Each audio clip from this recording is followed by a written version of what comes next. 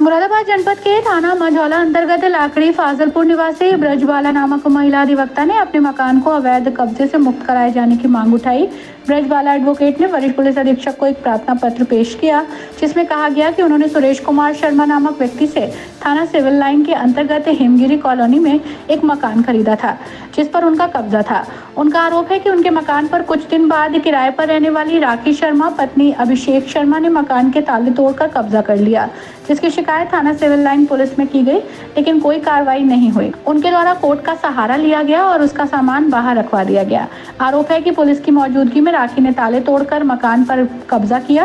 राखी शर्मा ने न सिर्फ दबंगता का परिचय दिया, बल्कि कोर्ट के आदेश की अवमानना भी की।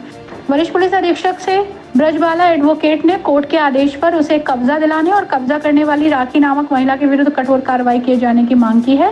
ब्रजबाला का ये भी आरोप है कि राखी के विरुद्ध पूर्व में कई मुकदमे और अन्य लोगों द्वारा दर्ज कराए गए हैं। एसएसपी को प्रार्थना पत्र पेश करते हुए उनके साथ सुरेश कुमार शर्मा भी मौजूद थे, जिनसे ब्रजबाला ने मकान खरीदा था। ब्रजबाला ने पत्रकारों से बात करते हुए प्रार्थना पत्र और पूरे घटनाक्रम के विषय में जानकारी दी। ये आपके द्वारा ये प्रार्थना पत्र दिया गया है वरिष्ठ पुलिस अधीक्षक को, क्या मामला है? मामला यह है कि मैंने एक मकान खरीदा था सुरेश कुमार शर्मा जी से 31 जनवरी 2024 को, जिसका मैंने अपने आप तत्काल में ही अपना कब्जा लेते हुए ही दोपहर में बैनामा कराया और शाम को मैंने उस मकान में अपने ताले वगैरह सब लगा दिए, जिसकी रजिस्ट्री सुरेश कुमार जी की ये है और जो मैंने खरीदा है उसकी रजिस्ट्री ये है, जिस पर एक महिला है राखी शर्मा, जो कि स्वयं को सुरेश कुमार शर्मा की पुत्र वधू बताती है। और उस मकान के उसने मेरे जबरन ताले तोड़ करके मेरे सामान के संग छेड़छाड़ करी, जिसकी जानकारी मैंने जब तत्काल थाने पर दी तो उन्होंने और वहाँ के पार्षद श्री चंद्रभान सिंह ने आकर के उस महिला का सहयोग करते हुए मेरे तालों को तुड़वा दिया।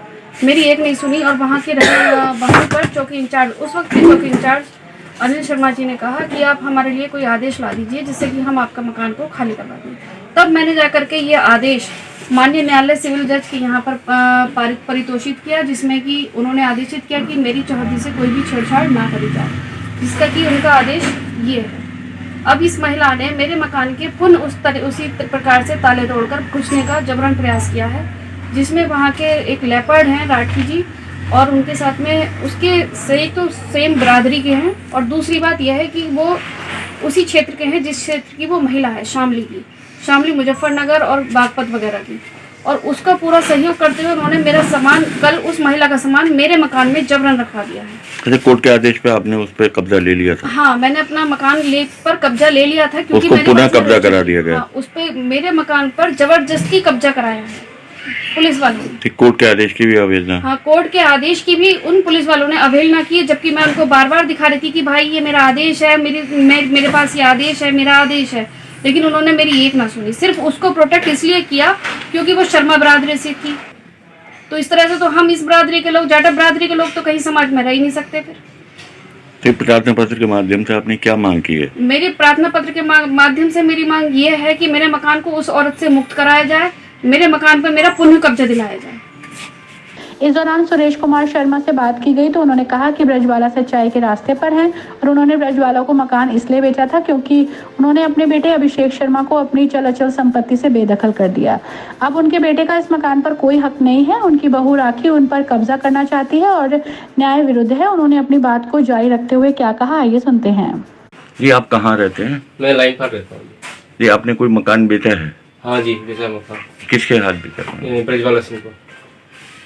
तो इसमें और भी कोई हिस्सेदार था? ना, कोई हिस्सेदार नहीं, मेरा नाम मकान था।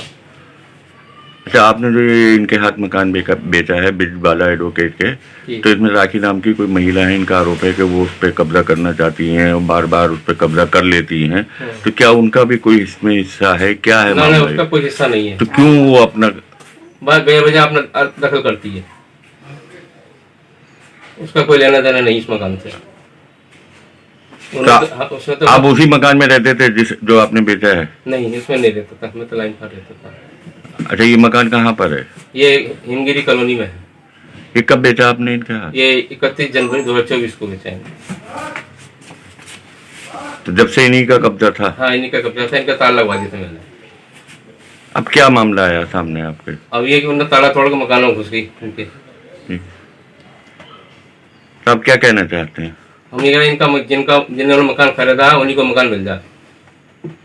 अब किसके कब्जे में है वो? अभी तो फिलहाल वो राखी रह रही है उसमें तो। इन्होंने कोर्ट से भी आदेश कराया था उसे खाली कराने का, जी और कोर्ट के आदेश पर उस पर कब्जा भी मिल गया था इनको। उसके बाद में फिर उसने कैसे कब्जा कर लिया? अब गुंडागर्दी बदमाशी पर ले रही है।